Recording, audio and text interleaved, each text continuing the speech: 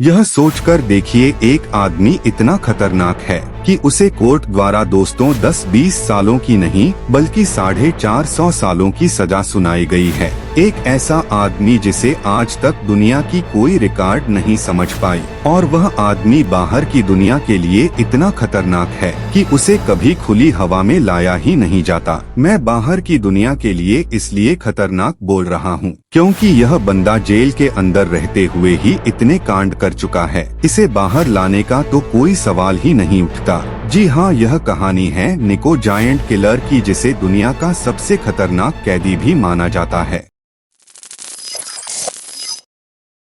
कि आपको पता है कि निको न सिर्फ जेल में बल्कि इंटरनेट पर भी यह आदमी बहुत तगड़ा फेमस है, और ऐसा सिर्फ इसलिए है क्योंकि यह अपना लूप कैमरा के आगे आकर जैसा देता है, उसे देखकर ऐसा लगता है जैसे यह आदमी जिसे भी देख लेगा उसे ही मार डालेगा। लेकिन इन बातों में कितनी सच्चाई है जो आपके आसपास घूम रही है, चलिए पता करते हैं। अगर आपको 4.5 साल के लिए जेल में कैद कर दिया जाए तो आप अंदर क्या क्या करेंगे।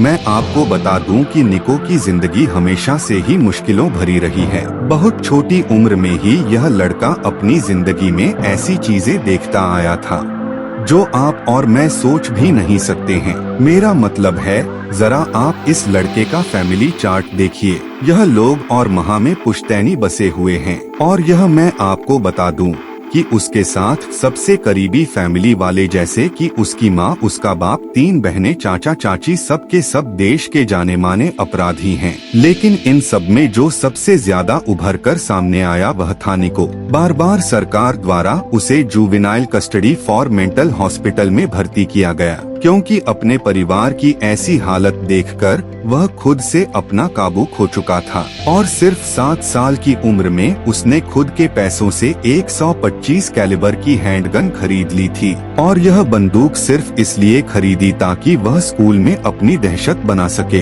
जब वह सिर्फ 11 साल का था तब उसने स्कूल पूरा दिन बंक करना शुरू कर दिया, और वह स्कूल बंक करके सीधा अपने शहर के लोकल गैंग मेंबर के पास चला जाता, और सारा दिन यही पहनकर, ताकि आगे उसे कौन सी वारदात करनी है। और कि आप इस बात पर विश्वास करें हैं कि सिर्फ 13 साल की उम्र में उसके मुंह खून लग चुका था क्योंकि उसने चाकू मार कर एक आदमी को गंभीर रूप से घायल कर दिया था। खैर, जब मैं 13 साल का था तब मुझे सेब भी काटना नहीं आता था। निको ने बहुत छोटी उम्र में ही गैंग ज्वाइन कर ली, और 2003 में जब उसकी उम्र सिर्फ 15 साल की थी तब उसे पहली बार जेल भेजा गया क्योंकि वह रंगे हाथों 2 गाड़ियां चोरी करते हुए पकड़ा गया था। यह जेल में रहते हुए उसने समस्या खड़ी करनी शुरू कर दी, जिस वजह से कोर्ट ने उस पर 2 अलग-अलग धाराएं लगाई। एक, जब उसे पेशी के लिए कोर्ट में ले जाया जा रहा था तब उसने अपने ही गार्ड पर हमला कर दिया, और दूसरा, उस पर आरोप था कि उसने जेल में दंगे भड़काए हैं। लेकिन इसके बाद जज ने फैसला लिया, उसे बहुत लोगों की जिंदगी नरक बन गई क्योंकि जहां यह सजा उसे अलग अलग काटने थे, वहीं अब उसकी सारी सजाएं एक साथ कर रही थी, जिसका मतलब यह था कि इस आदमी को अब सिर्फ 10 साल की जेल काटनी होगी। थोड़ा आगे चलते हैं और बात करते हैं सन 2013 की, जो फाइनली नहीं को जेल से बाहर आ चुका था। अब आम तौर पर बहुत से लोग जेल जाकर बिल्कुल सुधर जाते हैं या फिर बिल्कुल बिगड़ जाते हैं, और यहाँ पर निको ने दूसरा ऑप्शन चुना। यहीं से उसके अंदर मरने मारने की आग भड़क चुकी थी, और यहीं से उसे एक किलिंग मशीन का भी नाम दिया गया। वैसे अगर मैं कहूँ कि इन सभी चीजों को बहुत पहले ही रोका जा सकता था अगर वह जज अपना फैसला ना सुनाता तो, क्योंकि उसकी सजा अभी चल रही होती। लेकिन जेल से आने के सिर्फ 11 दिनों बाद निको ने 2 अनजान लोगों को ही गोलियों से भून डाला, जिनका नाम जॉन और जॉर्ज था। लेकिन यहाँ पर सबसे हैरानी वाली बात तो यह थी कि इन दोनों का कत्ल उसने अपनी सगी बहनों के साथ मिलकर किया था। जी हाँ, उसकी बहन ने उन दोनों व्यक्तियों का पीछा करके उसकी लोकेशन निको को बता रही थी। दोनों बेचारे मासूम लोगों को सीधा सिर पर गोलियां मारी गई और उनके पर्स को भी चुरा लिया गया। इतना ही नहीं, वह यही नहीं रुका। सिर्फ 8 दिन बाद उसने फिर से अपनी बंदूक उठाई और एक कैदी जो उसी दिन रिहा होकर जेल से बाहर आया था, उसे गोलियों से भून डाला। कमाल की बात तो यह थी कि जिस व्यक्ति को ने मारा था वह जेल के अंदर निको का बहुत अच्छा दोस्त था, जिसका नाम कर्टिस प्लेटफॉर्म था। इससे भी हैरानी वाली बात यह थी कि जिसने निको ने उसको टपकाया, उस दिन इन दोनों ने एक साथ बैठकर यह फोटो भी क्लिक करवाई थी। यह बिल्कुल वैसा ही था जैसे आप अपने सबसे अच्छे दोस्त पर भी ट्रस्ट नहीं कर सकते हैं। और इस मर्डर के बीच है मोटी सिंपल सा था, क्योंकि 6 महीने पहले इनको के घर पर गोलियां चलाई गई थी और निको की बहन ने बताया कि इस गोलीबारी में एस कर्टिस का भी हाथ था। इसलिए इन सभी भाई बहनों ने मिलकर कर्टिस के लिए जाल बिछाया और उसे कहा कि आज रात को किसी को लूटेंगे, लेकिन प्लान के मुताबिक इन सभी ने मिलकर कर्टिस को ही ठोक डाला। कुछ दिन और शांति से बीते और फिर से निको एक बार और मार्केट में आया जब उसने हाईवे पर चलती हूँ एक एसयूवी चलती हुई गाड़ी को रुकवाया और उसमें बैठी महिला को 4 राउंड गोलियों से भून डाला। यह बेचारी महिला 3 बच्चों की अकेली माँ थी, जिसका नाम एंड्रियक वर्धा, और एक बार फिर से यहाँ निको का परिवार ही इसमें शामिल था। अब की बार यह साथी कोई और नहीं बल्कि निको का सगा चाचा था, जिसका नाम वह एंडेवरिंग था। तो अब तक यहाँ हमने देखा कि निको, उसकी बहनें और उसका अंकल उसका पूरा साथ दे रहे थे, लेकिन यहाँ एक और व्यक्ति भी शामिल था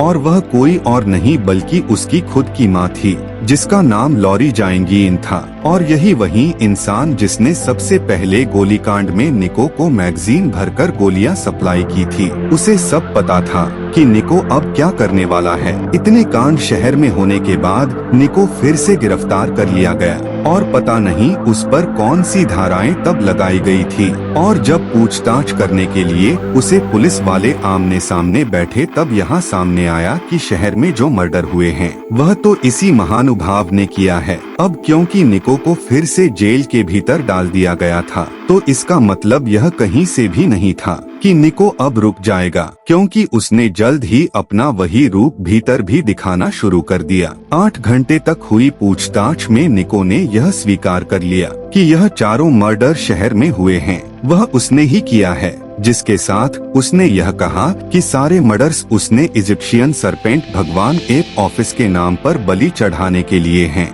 जी हाँ, उसने कैमरा पर ये कन्फेस किया कि उस भगवान ने उसके सपने में आकर ऐसा कुछ करने के लिए उसे कहा। अब यहाँ पर कोर्ट भी चाह रही थी कि निको को मृत्यु दंड दे दिया जाए, लेकिन यह फैसला तो बाद में आने वाला था। पर जेल में रहते हुए निको के हाथ में इरेजर और एक चाकू लग गया, जिसके बाद उसने एक रात वहीं बैठकर अपनी जीभ को ही बीच में से 2 हिस्सों में चीर डाला। ऐसा सिर्फ इसलिए किया था कि वह एक सांप की तरह दिख सके। जीभ काटने के बाद उसने और मजा लेने के लिए अपना गुप्तांग भी काट डाला, जहां अपने गुप्तांग को एक सांप जैसा बनाना चाह रहा था। खैर, यह सब हरकतें जेल में होता देख निको खूब सुर्खियों में आ गया और सभी यह बात करने लगे कि कोई भी इंसान जिसकी दिमागी हालत ठीक हो वह ऐसा काम कभी नहीं करेगा। जिसके बाद जज ने पुलिस वालों को लाइन में हाजिर किया और पूछा कि तुम्हारे होते हुए इस नमूने के हाथों में यह ब्लेड और रेसर कहां से आ गए। जेलर ने अपनी मुंडी नीचे कर ली, क्योंकि उसे तो कुछ पता ही नहीं था। साथ ही उसने यह भी कहा कि आगे भी ऐसा हो सकता है। मैं इस बात की गारंटी बिल्कुल नहीं लूंगा कि आगे कोई कैदी ऐसा काम नहीं करेगा, क्योंकि यह फैक्ट है कि पूरी दुनिया की जेल्स में रहने वाले कैदी किसी न किसी तरीके से यह छोटे बड़े सामान को बाहर से स्मगलर करके अपने बैरक तक ले ही जाते हैं। पर इस नमूने ने यह कैसे किया, क्योंकि इसे तो एकांत कारावास की सजा सुनाई गई थी, जिसका मतलब यह था कि दिन के 23 घंटे तो यह बंदा अपनी सेल की दीवारों को ही देखता रहता था और हर 15 मिनट में इस पर पुलिस वाला भी नजर रखता था। साथ एक सीसीटीवी भी इस पर 24 घंटे निगरानी बनाए हुए था। इसके अलावा जिसे एकांत कारावास की सजा सुनाई जाती है, वह बंदा जेल में बंद और कैदियों से भी बातचीत नहीं कर सकता। अभी तक आपने बहुत अजीब बातें सुन ली और अब एक और बात सुनी है जो आपको हजम नहीं होगी। पता नहीं कैसे इस नमूने के हाथ में 7 चाबियों का गुच्छा लग गया और बाद में पता चला कि यह एक एक कर महानुभाव खा भी गया। जी हाँ, इसका प्लान था कि वह इन चाबियों को कभी न कभी फ्यूचर में इस्तेमाल करेगा। पता नहीं वह कैसे भूल गया कि सुबह सुबह पेट खाली करते टाइम है सारा माल बाहर निकल जाएगा। अब तक आपने इसके परिवार के बारे में जान लिया, खुद इस नमूने के बारे में भी जान लिया। इससे अब तक आप यह अंदाजा लगा ही सकते हैं कि वहाँ की कोर्ट इसे सजा देने में फेल रही। आपको लग रहा होगा कि निको पागल है, लेकिन उसे पूरे दुनिया के साइकियाट्रिस्ट डॉक्टर्स से मिलवाया गया और उन सभी ने कहा कि यह तो एकदम ओके है और यह वह सब काम सिर्फ इसलिए कर रहा है ताकि वह मेंटल प्रूफ हो जाए और उसे मृत्युदंड ना मिले। यह लड़का सच में अपनी जिंदगी के लिए लड़ रहा था। अब हमें पता है कि कोर्ट में केस बहुत लंबे चलते हैं और ऐसा लग रहा था कि अभी इन केसेस के चक्कर में निको को मृत्यु दंड से बच जाएगा। लेकिन मई 2017 में 3 जजेस की बेंच ने निको पर फाइनल डिसीजन सुनाया और सभी इंतजार कर रहे थे कि यह तीनों मिलकर निको मृत्यु दंड देंगे। लेकिन यह मृत्यु दंड निको को तभी दिया जा सकता था जब वह तीनों जजेस आपस में सहमत हो और फाइनली की बहुत सालों तक अपने आतंक मचाने के बाद इस दुनिया के सबसे खतरनाक कैदियों मिला जो उसे मिलना चाहिए था। जी हाँ, डेथ पेनल्टी। साथ ही जज ने यह भी कहा कि अगर किसी तरह से यह डेथ पेनल्टी रुक जाती है तो इस आदमी को कम से कम 400 साल जेल में बिताने होंगे। यह कहने के बाद जजेस वहाँ से उठकर चले गए। अब यहाँ पर आप निको जेनकिंस की पूरी कहानी समझ गए होंगे। इस बारे में आपकी क्या राय है, मुझे कमेंट सेक्शन में जरूर बताइएगा। उम्मीद है दी अनफोल्डेड की यह वीडियो भी आप लोग भरपूर लाइक और शेयर करेंगे। मिलते हैं अगली शानदार वीडियो में।